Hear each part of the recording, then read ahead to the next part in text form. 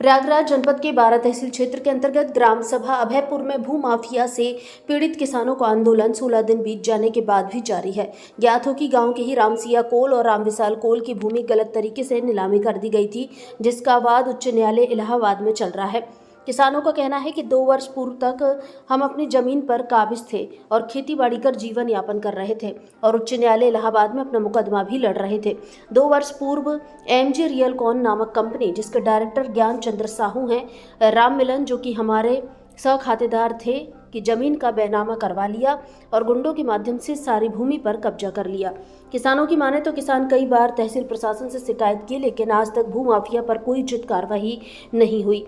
किसानों का कहना है कि सुनवाई के दौरान माननीय उच्च न्यायालय द्वारा टिप्पणी किया गया कि जब तक वाद लंबित है भूमि का स्वरूप नहीं बदला जाना चाहिए। फिर भी माफिया द्वारा भूमि पर 200 से अधिक प्लॉट बनाकर बेच दिया गया है, जिस पर किसानों का कहना है कि आज हम 2-3 लोगों से मुकदमा लड़ रहे हैं, कल को हमको 500 लोगों से लड़ना पड़ेगा। रामसिया कोल का कहना है कि हम दलित आदिवासी समाज से आते हैं, हमारे नाम पर तमाम राजनेता राजनीति तो करते हैं, लेकिन हमारे लिए न्याय की बात कोई नहीं करता। वहीं राम सहाय कोल का कहना है कि कई वर्षों से हम अपनी जमीन की लड़ाई लड़ रहे हैं, लेकिन आज तक कोई राजनेता, पत्रकार या कोई भी संगठन ने हमारी आवाज को नहीं उठाया। हम पूरी तरह टूट चुके थे।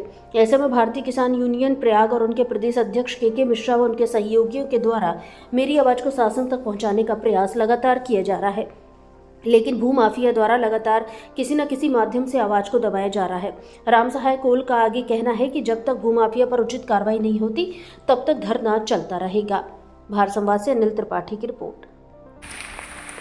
मैं राम सहाय कोल अभयपुर से बोल रहे हैं। हमारी ज़मीन का वाद माननीय उच्च न्यायालय में विचाराधीन है, जो कि वहाँ से आदेश हुआ है कि जब तक आदेश का फैसला नहीं आ जाए तब तक इसमें ज़मीन पर कोई किसी प्रकार निर्माण कोई नहीं करा सकता। तो अब हमारा कहना है कि जब अब आज 2 साल पहले तक हम लोग ज़मीन पर काबिज थे, 2 रहे के बराबर, और उसमें हमारा जीवन यापन चल रहा था। जब से ज्ञान चंद साहू 2 वर्ष से आए हैं, हम लोग का वहाँ से जिंदे लगा के खुद प्रताड़ित करके भगा दिए, हम लोग को डरवा धमका करके चारों ओर से। और आज का ये हाल है कि हम लोग कहीं मजदूर आदमी हैं, कहीं कमाने खाने जाते हैं, तो वहाँ भी हम लोग को एक तारीफ किया करते हैं। कई उधर से 4 लोगों को लगा के इधर उधर धमकाते जगाते हैं।